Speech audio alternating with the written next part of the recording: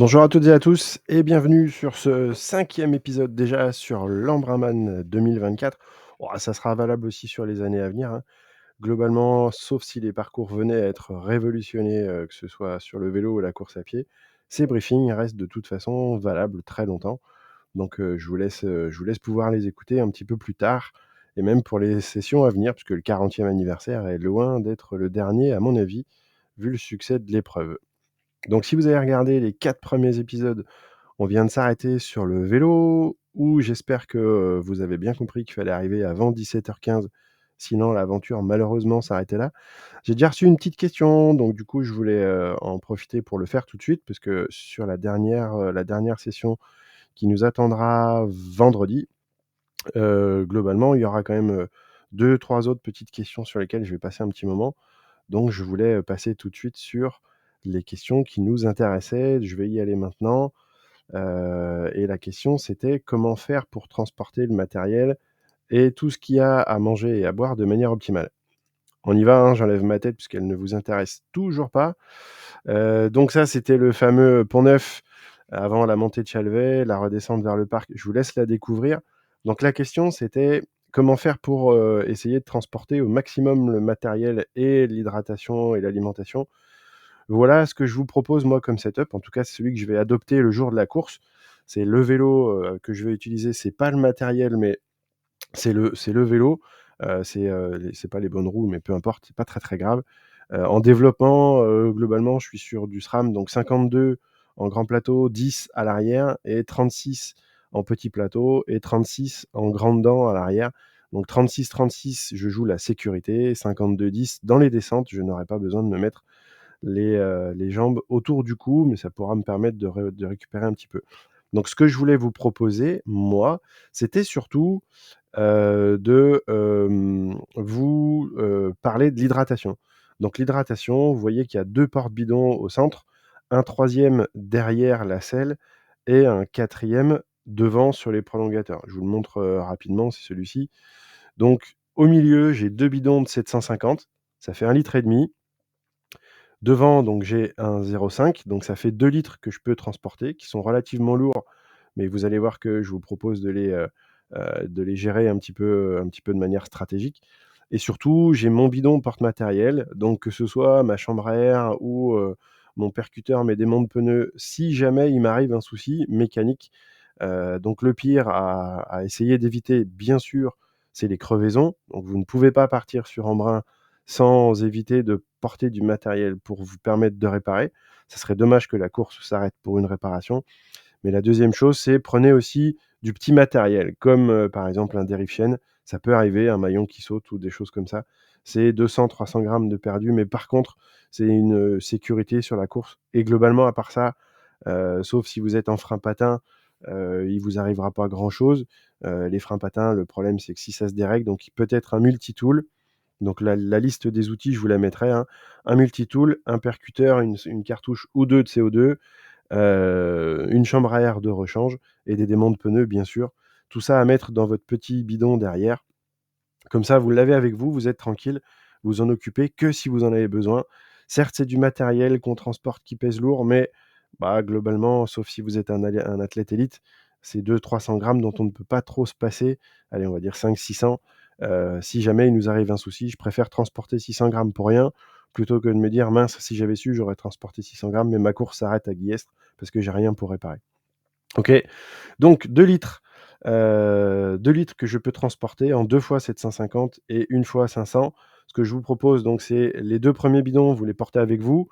Le troisième devant, le 500 millilitres, vous le remplissez pas tout de suite, vous le remplissez que sur les premiers ravitaux en haut, passez la première montée, de la route des Puits ou un petit peu plus tard. Les ravitaux sauvages sont interdits bien sûr, mais tout ce qui n'est pas vu n'est pas pris. Donc sauf si vous avez, quelqu'un qui peut vous permettre, par exemple au kilomètre 45, quand vous repassez vers Embrun, de vous prendre un troisième bidon, ce que je vous conseille fortement. Je ne l'ai pas dit, mais prenez un troisième bidon, ça vous permet d'avoir 2 litres. 2 litres pour faire, quasiment 70 bornes jusqu'à la montée en haut d'Embrun. Ça vous permet d'avoir une certaine autonomie et votre ravito perso qui sera arrivé en haut de l'Izoard, Globalement, comme ça, vous êtes, presque autonome sur la totalité. Vous n'avez plus qu'à remplir avec de l'eau éventuellement et dans vos poches, uniquement dans vos poches, le ravitaillement solide, les bars, les gels ou les bananes qui vont bien. Mettez pas un régiment de bananes, hein, c'est pas on n'est pas là pour faire le marché non plus. Ça marche? OK, petit setup, c'est une idée parmi tant d'autres. Donc vous remarquez des braquets de sécurité, des prolongateurs avec, ça laisse l'accès au cintre pour monter et bien sûr, un petit porte-bidon mais mis de manière quand même un minimum aéro. Ça sert à rien d'aller faire du parachute non plus. Ça, c'est le fameux porte-bidon et les repose-bras. Les repose-bras qui remontent, c'est pas un petit accessoire, c'est juste quelque chose d'assez sympathique qui vous permet d'avoir plein de positions différentes et varier vos positions sur le vélo d'Embrun. On y passe un petit moment tant qu'à faire, autant ne pas avoir le dos en vrac pour la suite. Passons donc au gros morceau du jour. Ben, voilà, c'est le marathon, on sait ce que c'est, et donc du coup, je vous propose ce petit récit du marathon que vous, j'espère, connaissez, que vous avez déjà fait. Petit tricks, je vous invite à faire, une reco express le lundi. Donc le lundi, rendez-vous lundi matin, sur le plan d'eau. Au départ, on va pas gêner la course du mardi, mais le lundi matin, si vous êtes présent, on peut aller faire un petit 10 kilomètres avec la montée du roc et le petit tour en ville. Ça nous permettra de le faire de bonne heure. Donc je vous donne rendez-vous à 9 heures lundi matin et si ça vous tente d'aller faire un petit 60 kilomètres avec la première boucle et la remontée sur Chalvet, je vous propose un rendez-vous dimanche matin. Je vais le mettre en ligne si vous voulez vous le mettre en rappel. Ça permettra et d'une de faire connaissance et de 2 de vérifier le matériel, éventuellement d'échanger autour de la stratégie et des expériences que vous avez à partager ou des derniers renseignements que vous voulez prendre en compte. Ça marche? Donc du coup, le marathon, on commence par un tout petit aller-retour le long du plan d'eau d'Embrun sur la digue, une première fois et puis donc ça fait un petit 2 kilomètres à peu près. Et là, ensuite, on se dirige au 3e kilomètre vers une remontée vers la ville de manière très progressive. Mais par contre, arrivé au kilomètre 3,5, vous allez arriver à une petite fontaine qui va être un point repère parce qu'on y passe 2 fois. Et là, c'est la montée du Roc d'Embrun. Donc là, on est parti pour 1,4 km qui sont franchement pas très faciles ni très sympathiques. Le seul gros avantage, c'est que ça risque d'être rapidement à l'ombre. Donc du coup, on va chauffer un petit peu moins, sauf pour les plus rapides d'entre vous sur le vélo. Mais cette montée-là, ça ne sert absolument à rien de vouloir se mettre la rate au courbouillon et de la monter en courant à tout prix. À part se faire chauffer le caisson, si jamais on est sur une journée très chaude, courir là-dedans, si on n'a pas fait le boulot à l'entraînement et si on n'est pas surveillé au niveau de la température interne, on va monter le niveau d'intensité d'effort, on va monter la température interne. S'il fait chaud et qu'on ne refroidit pas, globalement, c'est la redescente qui va se faire de manière très très problématique. Donc au kilomètre 3,4, pardon, 3,45 très exactement, on commence la montée vers Embrun. Ensuite, on part vers, le centre-ville.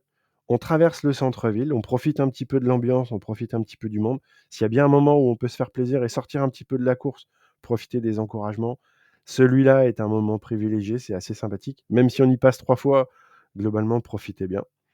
Une fois qu'on sort de la ville, par contre, c'est un tout petit peu différent puisque au kilomètre quasiment 5, on attaque la redescente et donc pour les trailers qui ont l'habitude, c'est très bien. Par contre, la redescente, si la montée était douloureuse, je vous rassure tout de suite, la redescente n'est pas forcément plus agréable pour des quadriceps qui ont pris 188 kilomètres et 3600 mètres de dénivelé.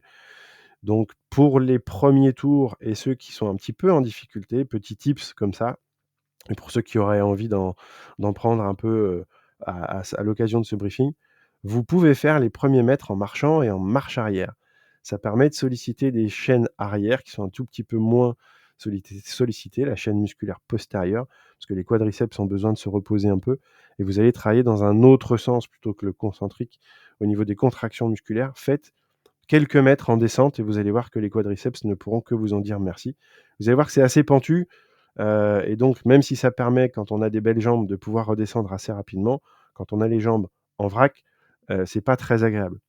Faites-le un petit peu en douceur, ne vous inclinez pas trop vers l'avant pour ne pas massacrer vos quadriceps, restez un petit peu droit, n'amortissez pas trop la chute non plus, mais si vous prenez trop de vitesse, vous allez vous casser les peu de fibres qui vous restent.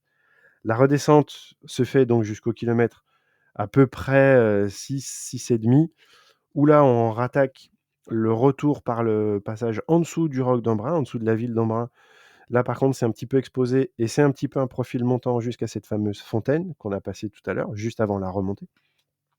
Faut suivre un peu, j'espère, je vais pas me répéter. Et à cette petite fontaine, petit passage en descente où on se redirige vers à la fois la Durance et la digue. On repart à gauche et là, sur la gauche, on est sur un premier aller-retour vers la remontée de la digue. On la quittera un petit moment. Un petit 400 mètres de descente, un petit peu raide encore une fois. Et enfin, là, par contre, on attaque le dernier morceau, la grande ligne droite, qui fait quasiment 3 kilomètres, qui nous ramènera jusqu'au parc à vélo. Voilà, vous avez fini la première boucle du marathon.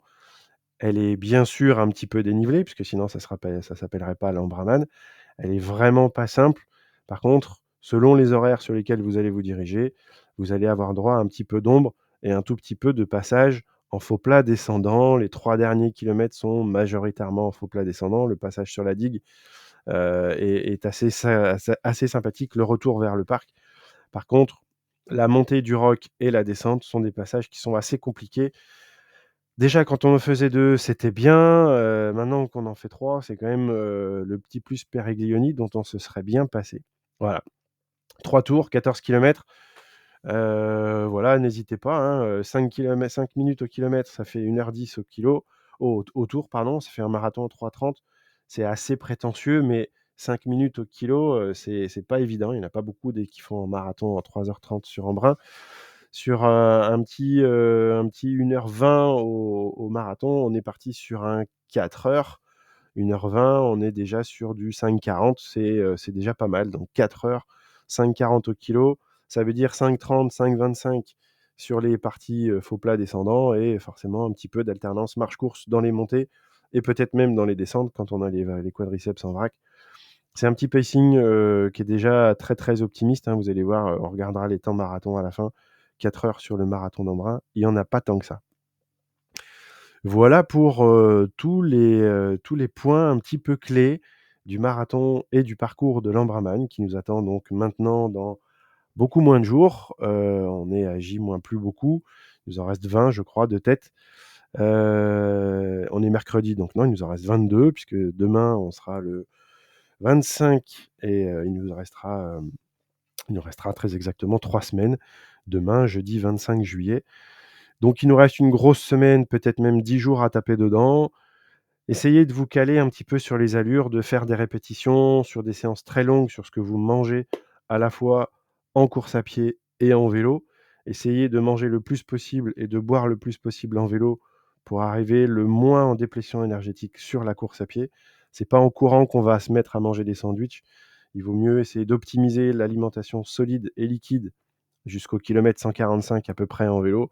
À partir du kilomètre 145 en vélo, on descend, on passe en solide et en gel et on ne reste que sur du gel et du liquide sur la course à pied pour tout simplement libérer, le système digestif. Voilà le petit tips de fin de briefing du marathon. On essaye d'optimiser l'apport en calories et on optimise l'apport en glucides sur le vélo pour diminuer un tout petit peu, diminuer la sensation de sucré. Vous pouvez prendre de temps en temps un petit peu de salé, ça vous permet de couper et ça permet d'apporter du sodium. On parlera du sodium demain puisque j'ai eu une question là-dessus. Donc demain, vendredi pardon. Ça sera le dernier point, à mettre en avant. Ça marche? Et ben, voilà déjà le 5e épisode, sur Embrun. J'espère que ça vous fait bien plaisir. Rendez-vous donc dimanche matin, le dimanche, le dimanche 11 août pour un petit 60 kilomètres en douceur, en reco pour, vérifier le matériel. Rendez-vous le lundi 12, à 9 heures pour, faire un petit footing et puis, et ben, pour la suite, rendez-vous à très bientôt. Je vous attends sur ma page Instagram, je vous attends sur la chaîne YouTube et quand vous voulez, vous avez mon adresse mail et mon numéro de téléphone qui sont accessibles assez rapidement avec mes coordonnées. Excellente journée et à très bientôt à tous. Ciao, ciao.